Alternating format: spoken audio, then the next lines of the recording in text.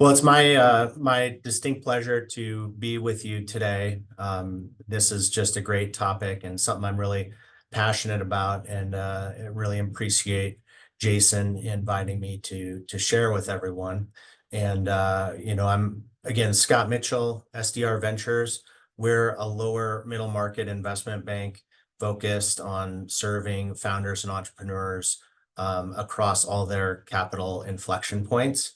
And so this is a topic that is near to dear in my heart. And I really want to start this morning with a few statistics here on exit readiness. And so just want to make sure everyone's seeing me, right? And is everyone seeing the deck or okay? Because I'm just seeing myself. So I just want to make sure. All right. So a couple of statistics here, and really, I guess before I dive into that, one of my guiding principles is to help business owners flourish through a business transition. A business transition, I say, is a chapter in the entrepreneur's story. And yes, it is a climactic chapter, but it's certainly not the end. And as Jason so eloquently put with us, it's not the end point, but it allows you to live a flourishing legacy, hopefully, for yourself, for your family, and for those that you influence around you. And so one of the groups I'm a part of is called EPI, or the Exit Planning Institute, and they do surveys with business owners across the country before, during, and after they transition or sell a business. And so they collect a bunch of interesting stats that I want to share with you. So the first is that 81% of business owners wish that they had spent more time preparing for the sale of their business. Okay. It really is shocking to me how many owners work for decades and then do almost no preparation prior to selling, right? If you think about, putting your house on the market, right? Do you leave clothes on the floor and dishes in the sink, right, as you invite people into that house, or do you stage it, right? Do you update things and those things that are messy, do you tidy up, right? And so you want to think about doing that for your business. The next stat is that 40% of business owners have not engaged their heirs in dialogue about family wealth. And look, I understand money conversations are awkward, but they can go from awkward to extremely messy or contentious if you don't handle those things on the front end, right? If you wait until the back end and maybe your kids are expecting certain things, maybe your spouse is expecting certain things, maybe a cousin is expecting certain things, but anyway, you need to have those conversations. 67% of family businesses do not survive until the second generation, and again, it's really tied in with that lack of planning. Okay, 48% of business owners do not have a written personal financial plan. And Nick is going to talk more about that, about estate planning, but suffice it to say, if you don't have a living trust or a will, make that a high priority action item. And then lastly is more transaction specific. Only 20 to 30% of contemplated business transactions close. And a major reason for that is that entrepreneurs and founders don't prepare for that sale. So I want to talk about the three-legged stool of a successful business transition. And the great thing about what we're doing here today on this webinar is we're hitting all three of these pillars. So Jason really already touched on the first one, and that's personal empowerment. That's really the first leg of the stool. And it's often the most neglected. So I'm glad we started with that this morning. I compare founders and entrepreneurs that are looking to sell or recapitalize. It's like a professional athlete that's getting toward the end of their career, right? And they're retiring and they're entering a new phase, and your identity is kind of wrapped up in things. And so really having a plan around what you're going to do with your life and your purpose and your calling in that next phase is just super critical. Nick is going to touch on this next pillar in the next talk, and it's really about optimizing the liquidity, right? It's really the reality that you do need to have a solid personal financial plan as you enter a transition. Again, I'm shocked how few folks really put that preparation work on the front end, where they, the wire hits from getting a deal done, and all of a sudden they got a bunch of money in their bank, and it's like, oh crap, now I need to figure out what I'm going to do with that, right? And so going from illiquid to liquid is a massive shift, and personal liquidity planning helps you optimize that via tax mitigation strategies, via investment strategies, again, estate and trust planning, and charitable giving as well. And lastly, and what I'm really going to focus the rest of our time on this morning is about maximizing the business value. Okay, it's honestly, it's the first leg of the stool that most business owners think about, but I actually think it is third in priority as you think about an exit. The reality, though, is it's not something that you can really do. You want to exit in 6 months. You can't really focus on maximizing that value in that time frame. It's going to take 3 to 5 years at least to do that. And so it's building a business that's attractive to investors, buyers, or the next generation. And many business owners are so focused on the day-to-day that they never step back to really view their business through the lens of an outsider that's sort of detached from the history of the business, and really honestly just views the business as a stock, right? You have all this emotion tied up into it, but those from the outside are a little more objective. And so even if you end up transitioning the business internally or to family or employees, you want to leave a great asset that's set to thrive into the future. I want to talk a little bit here about, as we get into this, about investor dynamics. And the fact is, if you build a great investment grade business, the ability to sell that asset will take care of itself, right? So you can have more control over the timing of when to do that. In the same way, when you invest in the stock market, you're investing your personal capital into your business every day. Andy Limes, the founder of SDR,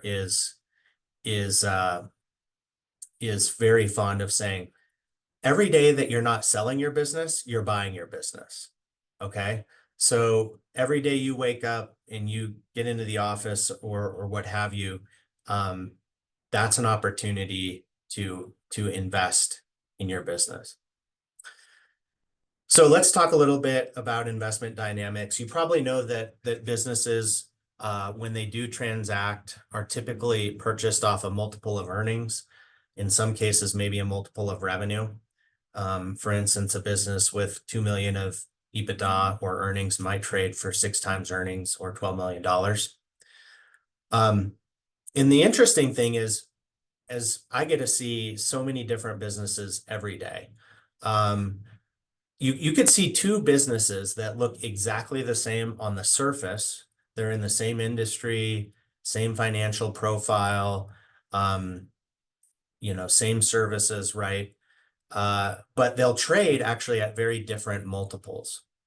Well, why is that? And the devil is in the detail, but we'll look at that in just a minute. But it really has to do with whether or not you've built an investment grade business. Private equity groups report paying 18% plus more for grade A businesses than an average business.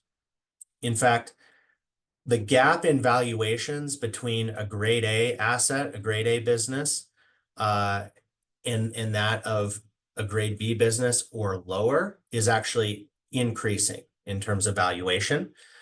In a market like today's, that's I would call relatively bearish. Investors really focus on making sure bets. And so in an environment like today's, that means their risk appetite actually decreases. And as a result, what happens is what we call the flight to quality. Okay. It means that they're really more focused on buying those businesses that really feel like they're kind of a sure thing as an investment. The other reality is that there's just a dearth of quality grade A businesses to invest in. And so that scarcity of those highest quality businesses, just creates a frothy market for those companies. And if you don't have a grade A business, what we're seeing is that with interest rates now much higher, right? Even though the Fed came down a little bit recently, interest rates are still much higher than they've been, in the last 10 to 15 years. And so those lower quality businesses may have trouble getting any financing at all. The credit markets are a little bit soft. And yet at the same time, those grade A businesses are getting those really high, strong valuations, and it's as competitive as ever.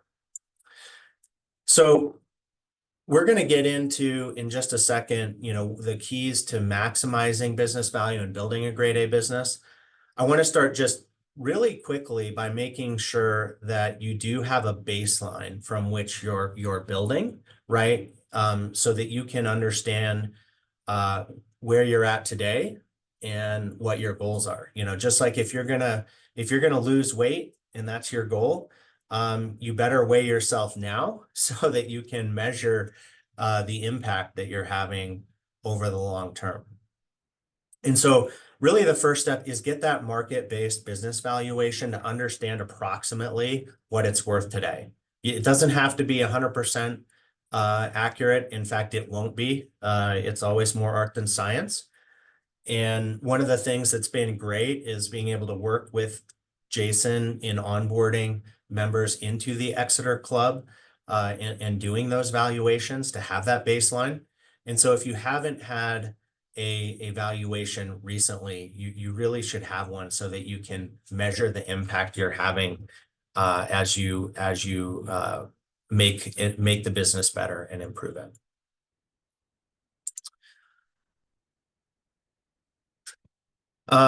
So let's now transition in talking about what are the keys to maximizing business value.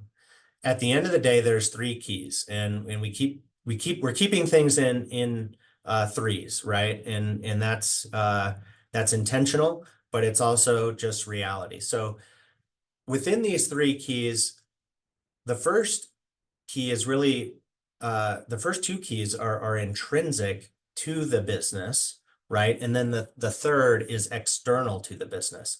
So investor, when they come and they look at investing in a founder entrepreneur run business, almost all of their questions are going to come back to one of two things. Scalability, that is the business's capacity for growth in the future. It could be linear, could be exponential, all right? But it's always within the context of the continued investment that's required to achieve that growth, okay? So, if you have manufacturing company A and you're bursting at the seams, all right, and you're running 3 shifts, and you're turning away customers, well, someone looking inside at the business says, wow, I got to go buy more equipment. I got to get more people. Maybe we have to get a new location. That requires a lot of investment, right?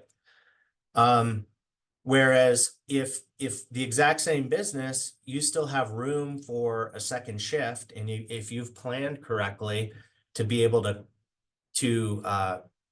grow, right? That's going to be a more valuable business. Let me give you a specific example. So we recently did an exit readiness assessment with a company in the pharma distribution space. The company had really explosive growth during the pandemic because they were able to secure hard to find drugs for their customers. And so their revenue just skyrocketed, right? However, this emphasis on securing these hard to find drugs meant that when the supply chain crisis abated, their sales just reverted basically back to where they had been, right?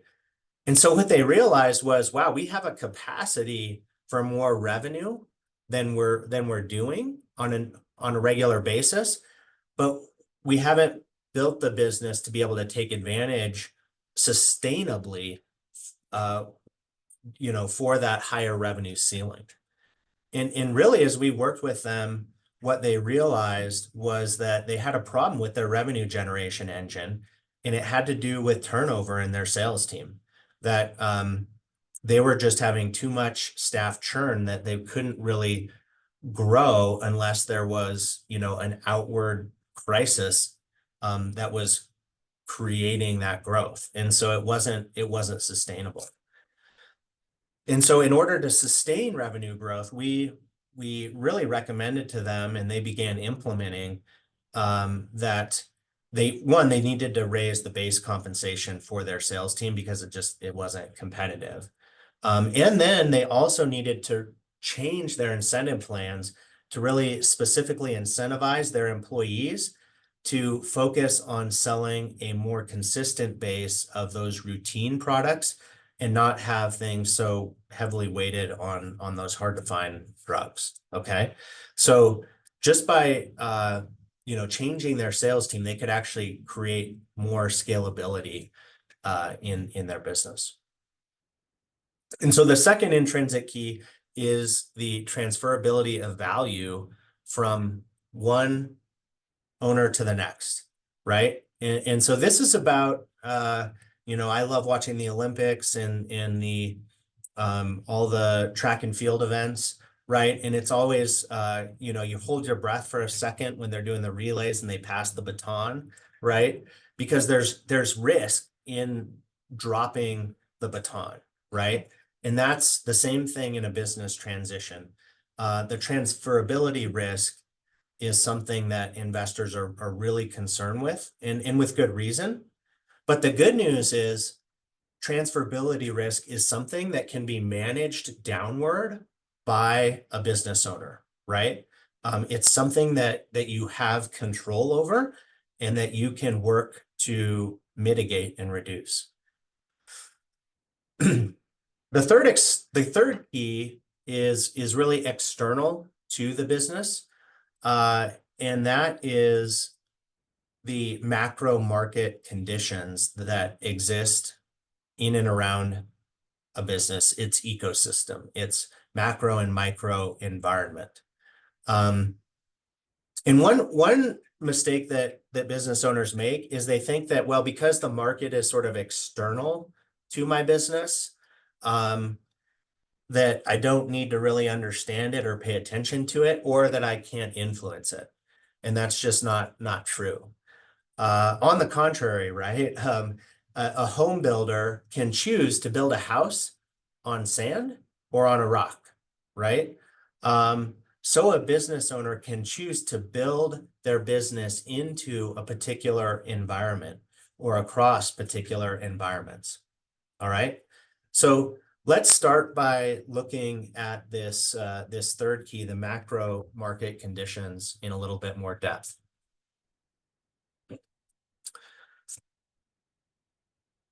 So what market conditions make my business more investable or increased its investability, right?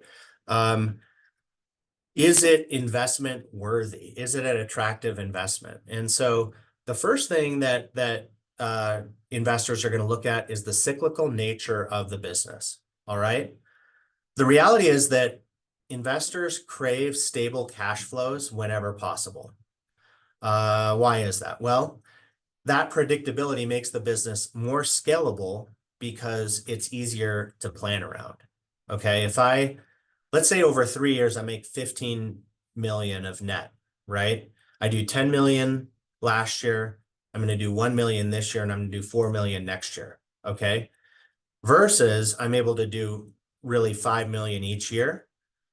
Well, in that second scenario, right, you can plan for growth much better. And lenders especially, right? If you're looking at debt, or if investors are coming in, they usually want to bring in some debt or have credit available. Lenders have an especially strong preference for stable cash flow because they want to know that you're going to be able to make your payments, right? And so the more cyclical it is, the more challenging it is for them to feel comfortable lending. The second market condition I wanted to mention is really understanding where your customers' funding source is coming from, right? So it's almost like your customers' customers. Do your customers tend to dissipate when the economy is soft, right? We did some work for a group that was in the fine jewelry space, all right? And that's discretionary income. And so that business can be really volatile in a challenging economy. A great place to be is if you have stable government funding from a government program. So for instance, we're working right now with a company. They actually make what I would call like cockpits for 911 operators. So if you're a 911 operator, you have just all these monitors, screens, telephone technology, right? That surrounds you, and these guys make all of that. And the really cool thing is, if you get your cell phone bill every month, and it's not true in every state, but at least in Colorado, you'll see at the bottom of your cell phone bill, there's this emergency services line, and it's like 99 cents a month, right? But really where that 99 cents is going is it's going to fund emergency services, to fund 911 and things like that. And so for this business, because they're part of that ecosystem, that funding is very secure, and their buyers always have budget for being able to upgrade their products. Okay, so that's something that investors find really attractive. Or your funding source could be insurance driven, right? Medicare, Medicaid. You may not get paid quickly, but at least you'll get paid. Or things like car repair, right? If most drivers, if they're get hit or get in an accident, that repair is going to be covered by insurance. And so it's not coming out of the consumer's pocket directly. And so, the car repair industry is very steady because it's really the insurance companies that are funding it.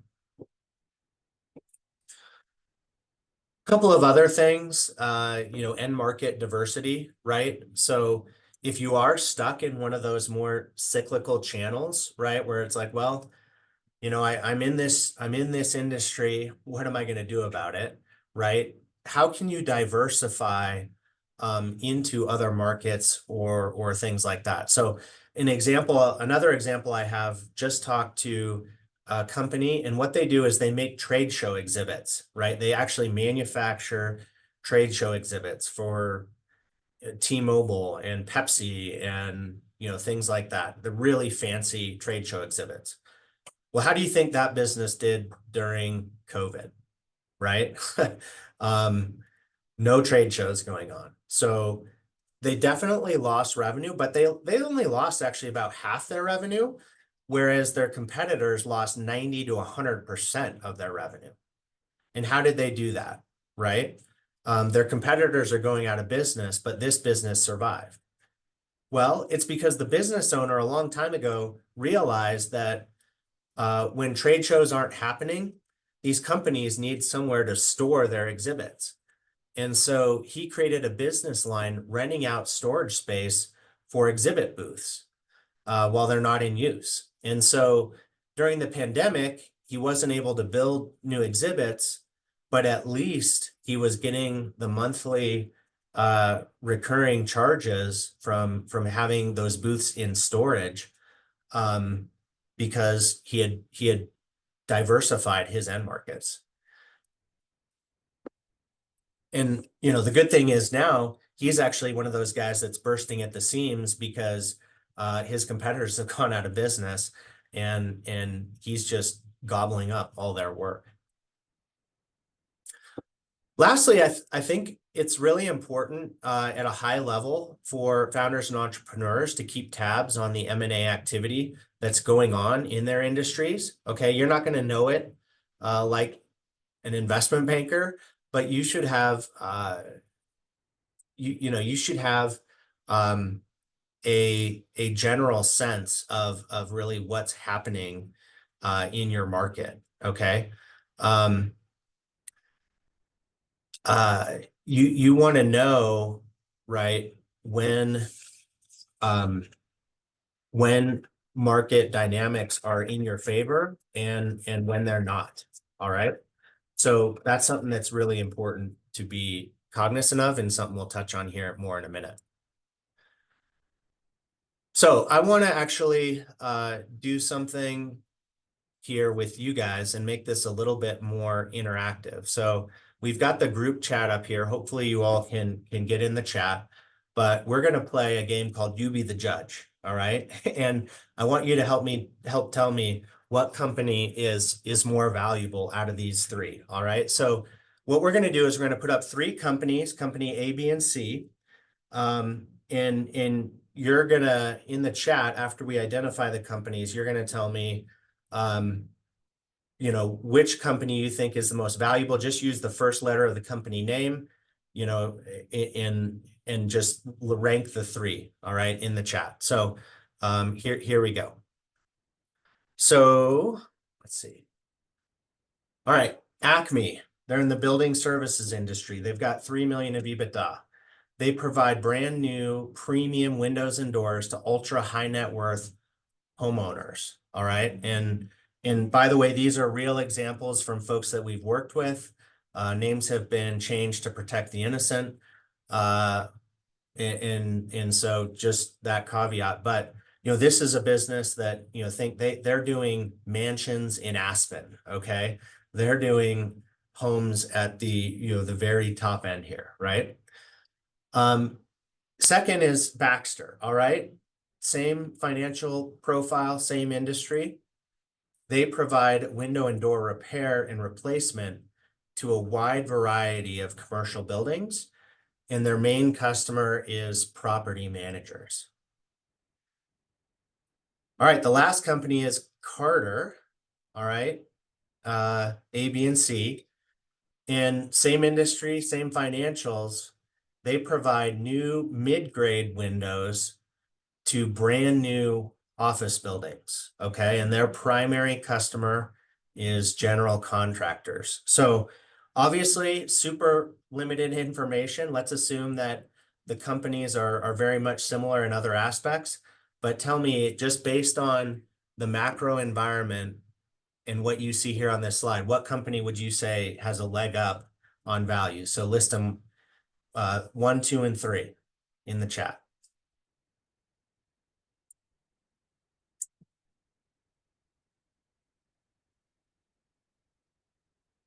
All right. I see David's got B as being the highest.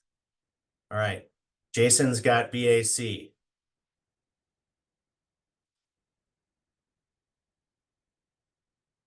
I don't see others playing along. Come on, folks. Who's the most valuable? All right. Kathy says CBA. Matt ABC. Awesome. Awesome.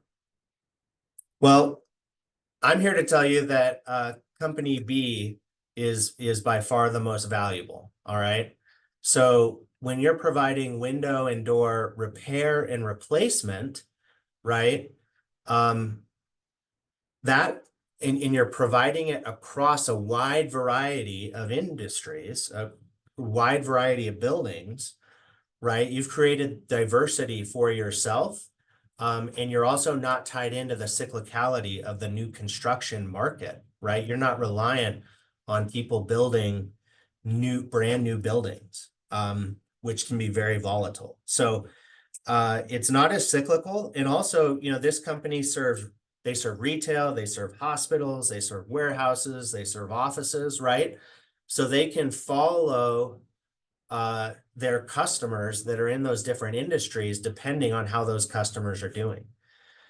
I think, between C&A, who's second most valuable, I would say that it's much closer between A and C, but I would actually say A is probably more valuable, simply because we're talking about the 1% of the 1% in terms of wealth. And so those folks are really insulated when they're putting in new windows and doors in their house. It doesn't matter if they spend $1 million or 10 million, right? Because their net worth is so high that they're insulated from any sort of the consumer discretionary spending. These are folks that, I looked at some of these projects, and they're spending more money on the windows and doors than my entire house is worth, right? So you're not as susceptible, right, to changing consumer patterns when you serve that type of clientele. All right, so great example. Next, I want to go to we talked about, what should I be aware of, what's happening in my industry, right, with M&A and whatnot, what's going on. Well, I want to give a case study to quickly prove this point. So we were working with a company that makes pallets. Okay, they manufacture wooden pallets, that are used in shipping and whatnot. The company had been around for 50 years. The company was owned, by the time we started working with them, with the second generation for about 15 years. And like clockwork, this company would do between 1 and 1.5 million of earnings. 1 million, 1.5, 1.2, 1.3, right? Every year for a number of years. All right. And then in 2019, the owner noticed that private equity had started rolling up different companies in the pallet industry. All right. And that investors had come into this space, and some of his friends were getting bought out, and that there were some changes coming in that industry. He really didn't think a lot about it because he was a fairly young guy. And so it was like, yeah, I'm gonna hang out over here. I've got 15 years of runway, no intention of doing anything. All right. But he was paying attention to what was going on. And so then the supply chain crisis happened in the wake of the pandemic, right? And the price of pallets skyrocketed as high as 6x what the prices normally were. And the good news for him was that he was able to take advantage of that and in his business, right, this sort of blip, if you will, and prices went way up, and his earnings went way up, and it was like, wow, this is amazing. And he said, maybe I got to check and figure out if I need to do something given all the consolidation that's going on. And so even though he wasn't planning on selling, he knew that it might present a once in a lifetime opportunity. So he contacted us, and he's like, look, my earnings are going through the roof. And in fact, at first we were very skeptical that what appeared to us to be sort of a temporary uplift in value in EBITDA, in earnings, is something that the buyers would actually pay for. They would actually pay for that surge. But we decided to reach out to the buyers and say, hey, what's going on? This is what's going on with this company. would you pay a full multiple on these, the earnings growth in this business? And somewhat surprisingly to us, at least, they said yes. The buyers would pay multiples on those higher earnings. So long story short, we engaged with the company and sold it in a few months for a price that was exponentially beyond what this owner could have ever dreamed. Okay. And it really was kind of a one-time opportunity, because after that deal, we said, hey, the pallet industry is great. Let's work with another seller in the pallet industry. But he was dragging his feet a little bit. And it was hard to get information. And, we did get offers on the business that were really, really strong. But then in third quarter of that year, bam, the bottom dropped out of the market, the price of pallets abated, and the buyers walked away, right? And so because the first guy was prepared, he was able to take advantage of that, whereas that second founder unfortunately missed out on that opportunity. So now let's go and move to more of these intrinsic values that you really not only influence but control within how you build your business. All right. So those two attributes, again, scalability, transferability of value. What is scalability? What makes a business scalable? Well, first and foremost, it's what we would call quality of revenue. It's how repeatable that revenue is. Do you always need new customers, or are you able to retain them and keep them for a long period of time? You'll notice on this slide, we have both reoccurring and recurring. So that's not a typo. Those are two different things. They can be confusing concepts for business owners, but they are different. Recurring is when there's a fixed contractual payment that can renew or extend, like a cell phone plan, right? You just pay the same bill every month, and you probably have a 12-month plan, okay? Reoccurring, with the O in the middle, is a little bit different. It's when customers are loyal and they need the same service repeatedly, but the cadence of that service is somewhat dynamic and not always known, right? And so again, this might be a repair and maintenance business, right? Where something breaks and you fix it and you know it's going to break, you just don't know when.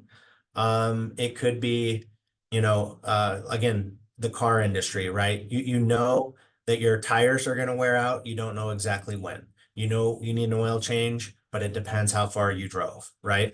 So that's reoccurring.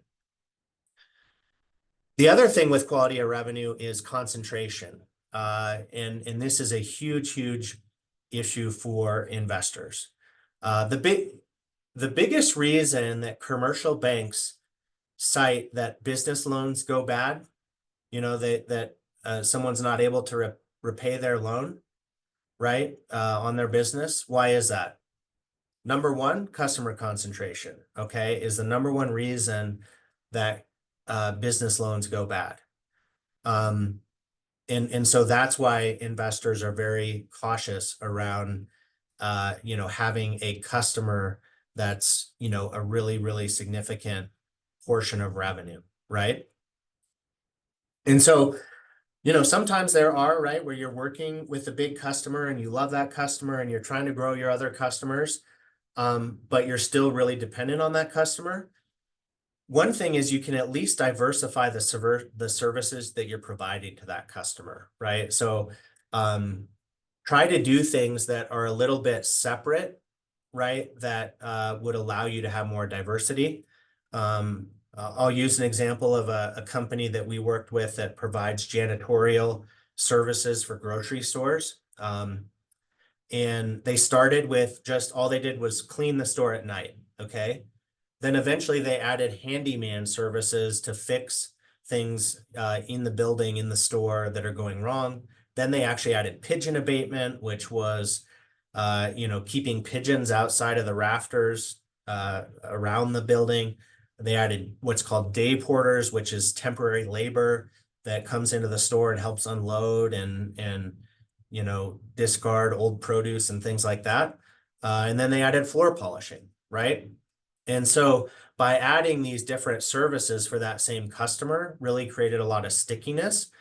And also there were different people within that customer that made those different purchasing decisions so that, even if the customer pulled back on one of the services, those other services would still be there, right? So super important. Transferability of value, what is that, right? It's, again, the risk of that transition from 100% family owned into a new ownership group or period.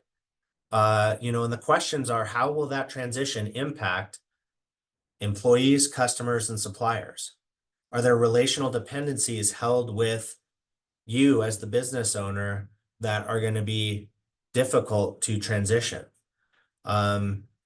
Can you have contracts that manage those relationships, right? Have you built your systems and processes so that there's instruction manuals that's going to help create a smooth transition? Are you using technology to help automate some of the infrastructure in the back end to make it easier for someone to step into? The reality is many founders and entrepreneurs that we work with, they mistakenly believe that when a buyer shows up, they're going to sign a purchase agreement and they're literally just going to leave the keys under the mat and move out and walk away, and the new buyer is going to move in. That's just rarely the case. It's not typically how it happens. And if you do find yourself in a situation where you have to be out really quickly, that can have a severe negative impact on the valuation you'll be able to get. So I have got a lot more to cover, and I don't have enough time to cover it all. But what we're going to do is we're going to do just a couple more things, and then we'll probably save the rest for the next session. All right. So one thing that's on this slide is what's called, I call a defensible moat, right? And maybe you've heard that term, but really it's just your differentiators, right? What's setting you apart as a firm. We often refer to it as your unique value propositions. And so I want to provide a framework for helping you think about some of those differentiators. All right. I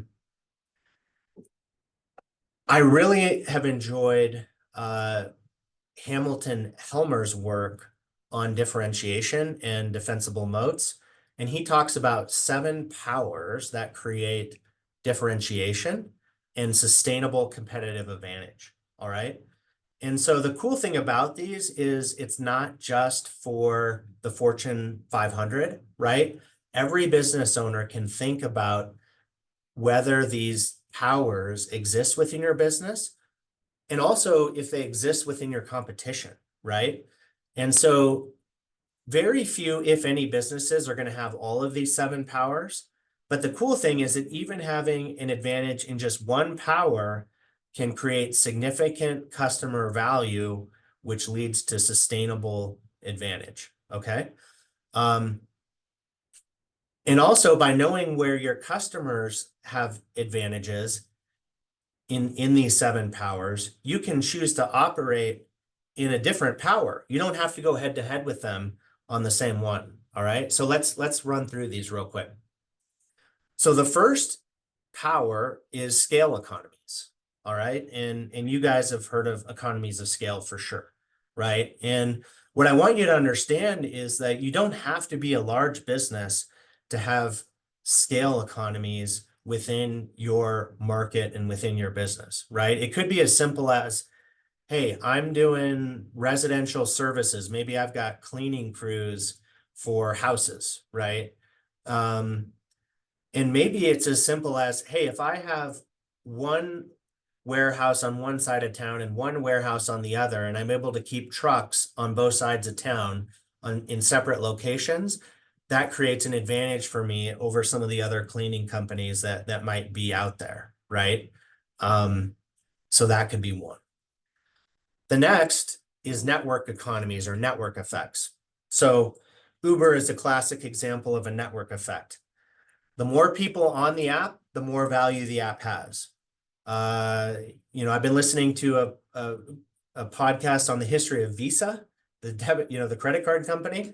And it's fascinating how they built that network, because the more people that use it, the more value is created. All right. So those are direct network effects. There's also indirect network effects. And again, that's similar to what we talked about before, where an indirect network effect is by creating opportunity, by having one opportunity, right? You can create complementary services around what you're currently doing, right? That creates a network effect, makes it easier for you to do those other services. And that was for sure true with that exhibit manufacturer I mentioned, right? He was manufacturing exhibits, and then he realized, hey, I can help my customers store those exhibits. And that was an indirect network effect. All right. Third is counter positioning. Again, understand how your competitors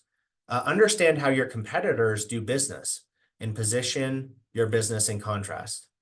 All right. Next, switching costs. All right. Again, I'm gonna use this client we had in the grocery store industry, right, where they're cleaning all the grocery stores for Kroger in the state of Colorado, right? That's a massive undertaking. And every now and then, probably about every 3 years, the customer, a new manager would come in, and they'd beat their chest and they'd say, well, I'm gonna fire these guys and go with a cheaper group, right? And it's only facility cleaning. How hard can it be? All right.